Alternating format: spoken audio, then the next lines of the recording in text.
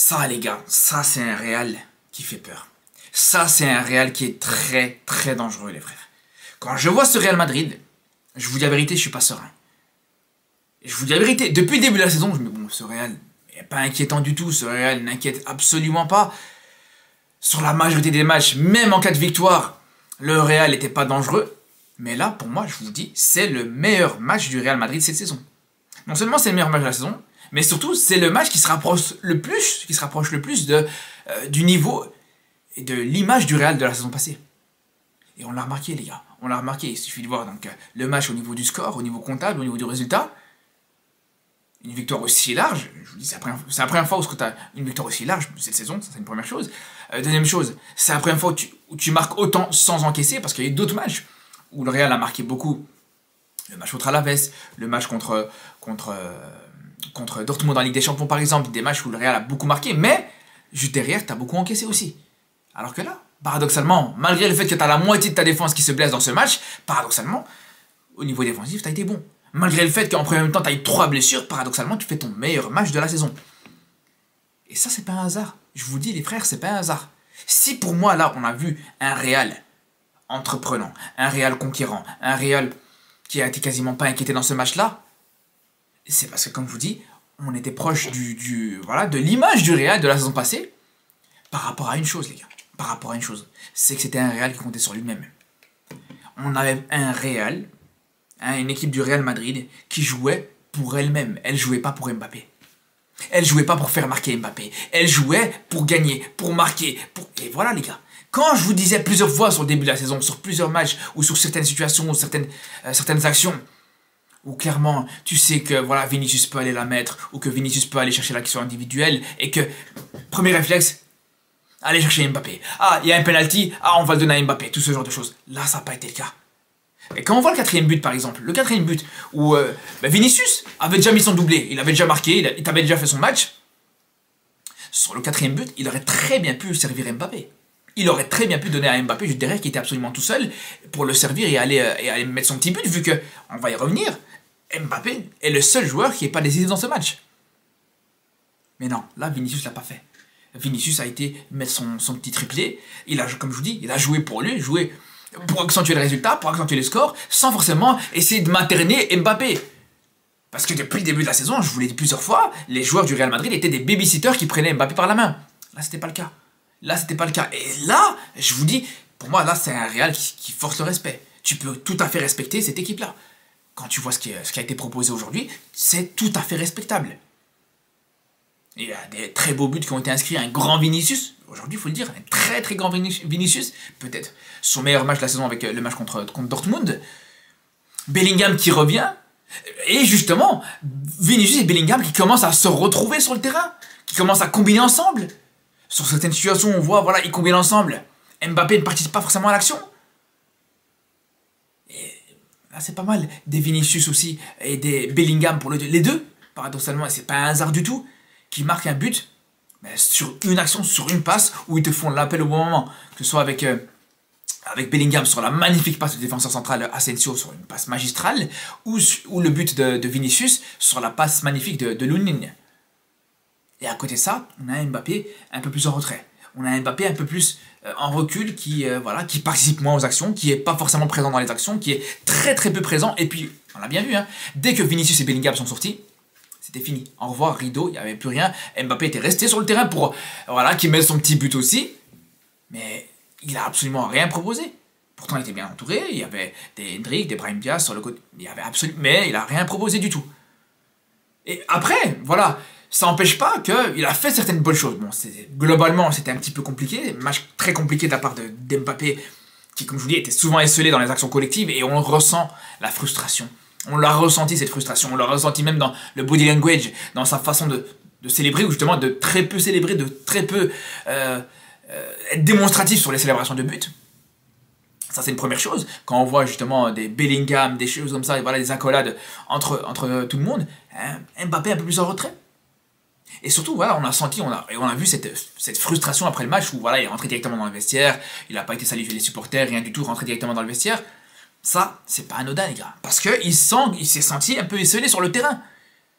Et ça, c'est problématique dans un sens où, voilà, il se dit pas, à aucun moment, il se dit, voilà, l'équipe a gagné, c'est une grosse victoire. Le principal, c'est la victoire de l'équipe. Parce que c'est ça, le discours qu'il avait en début de saison quand il arrive au Real Madrid. Moi, peu importe là où on me met sur le terrain, moi, le principal, c'est de faire gagner, d'aider à faire gagner et que l'équipe gagne. Bref, voilà, ce genre de beau discours. Mais là, on le voit plus.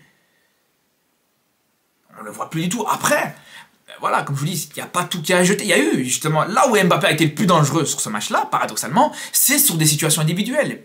Comme par exemple, le petit raid solitaire qui fait sur le côté gauche quand il va chercher le coup franc à l'entrée de la surface. Pour le coup, ça c'est très bien joué. Et je vous dis, la plupart des situations intéressantes, la plupart des situations dangereuses d'Mbappé, il se les procure lui-même en créant du danger. Mais sinon, sur les actions collectives, il n'est pas là. Il n'est pas là pour trois raisons. Pour trois raisons, parce que je pense que premièrement, collectivement, les automatismes, ils ont du mal à se faire, parce que le Real et cette attaque du Real Madrid et l'animation offensive de cette équipe madrilène, elle repose sur ce qui est connu, ce qui est vu et ce qui a été revu de la saison dernière, sur les acquis de la saison dernière. Ça, c'est une première chose. C'est pour ça que Mbappé était moins présent, était moins intégré. Ça, c'est une première chose. Deuxième chose, dans voilà, les appels, etc., à chaque fois, on voit encore Mbappé qui a du mal à ce niveau-là. Quand on voit, par exemple, les deux buts qui viennent de derrière, sur une passe, le but sur la passe de Lunin, le gardien du Real, ou le but sur la passe du petit Asensio. Mais ça, c'est des appels, les gars, que c'est Mbappé qui doit faire. Et parfois, voilà, on le voyait trop souvent. Quand il fallait faire l'appel, il ne le faisait pas. Et quand il fallait pas faire l'appel, vu qu'il y avait déjà par exemple Vinicius qui faisait l'appel, il faisait le même appel que Vinicius. Il y a une situation comme ça en deuxième mi-temps où tu as clairement Mbappé et Vinicius qui font le même appel. C'est là où je vous dis c'est problématique, pour ces raisons-là.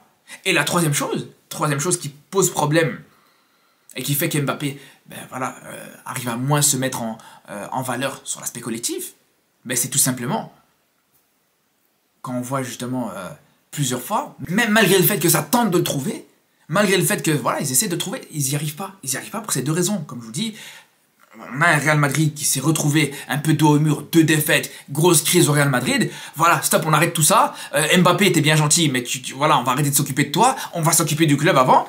On revient sur un Real Madrid, comme je vous dis, avec les automatismes de la saison dernière, l'animation offensive de la saison dernière.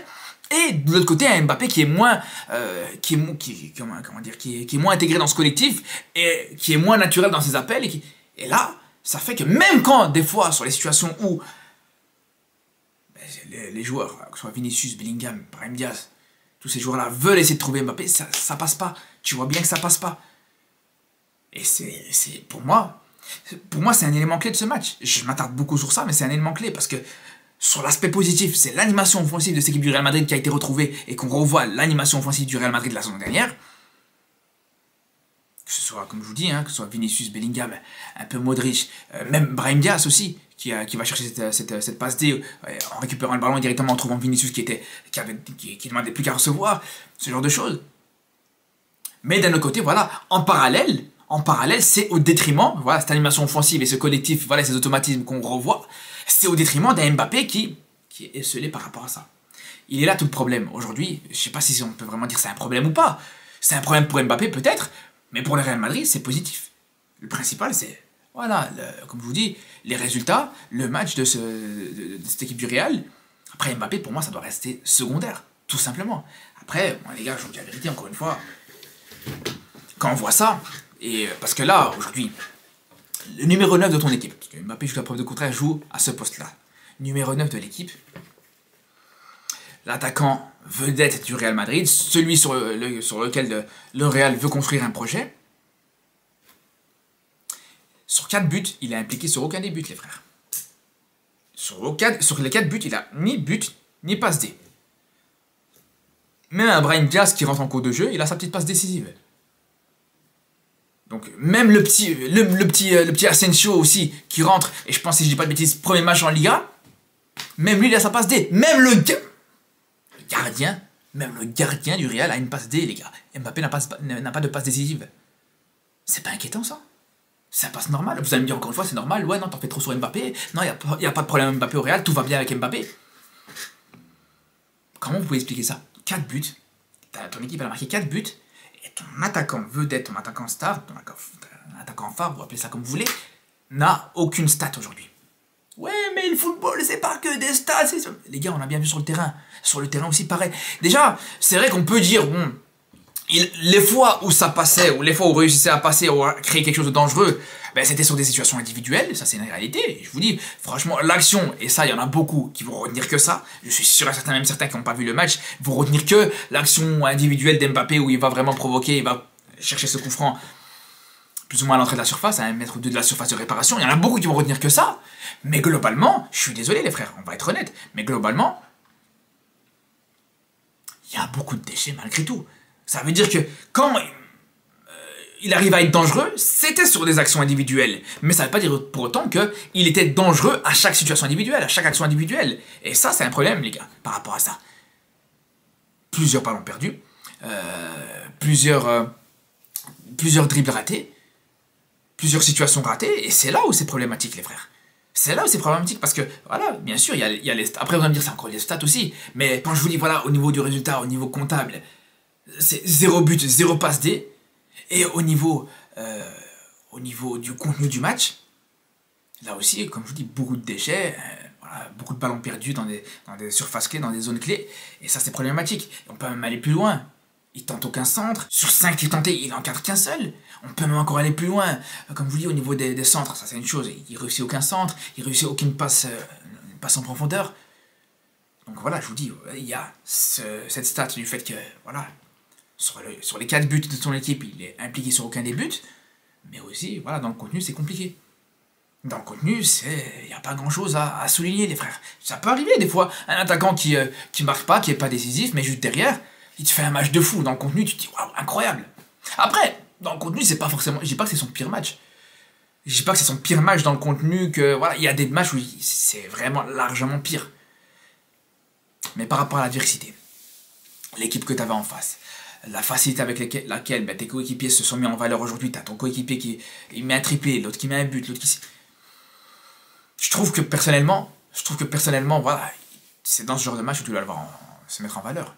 Je suis désolé les gars. C'est typiquement dans ce genre de match où tu vas le voir se mettre en valeur. Et là, pour le coup, je vous le dis les gars, c'est problématique dans le sens où aujourd'hui on se rend compte que il est en train de payer cash ce début de saison où il était trop materné par ses coéquipiers, où ses coéquipiers voulaient absolument le faire intégrer coûte que coûte. Faire en sorte que voilà, Mbappé se sente à l'aise, etc. Là aujourd'hui, voilà, là maintenant il est livré à lui-même. Là maintenant, s'il veut marquer, s'il veut être décisif, c'est à lui d'aller chercher ses situations. C'est à lui de d'être plus intelligent dans ses appels, plus intelligent dans ses dribbles, faire les dribbles au bon moment, faire les bons choix sur le terrain. Voilà. Maintenant, moi ce que je vous dis encore une fois, moi ce que j'attends et ce que je trouverais logique, après Rodrigo s'est blessé, et j'ai envie de vous dire peut-être, d'une certaine manière, tant mieux pour Mbappé, entre guillemets, tant mieux, voilà, on s'entend, hein. Mais pour moi, franchement, je vous dis, encore une fois, je reste convaincu que un petit peu de banc, ça lui ferait du bien. Un petit tour sur le banc, sur 2-3 matchs, ça lui ferait du bien, jusqu'à ce qu'il gagne sa place lui-même. Procéder étape par étape, comme tous les joueurs du monde, encore une fois. Parce que je vais vous dire une chose, je vous parle de Rodrigo, mais même Brahim Diaz qui a remplacé Rodrigo, il te fait une très bonne entrée. Il te fait, pour le coup, un meilleur match qu'Mbappé. Il te met cette passe D avec une situation où il va récupérer le ballon, il va servir Vinicius derrière pour le tripler, les gars.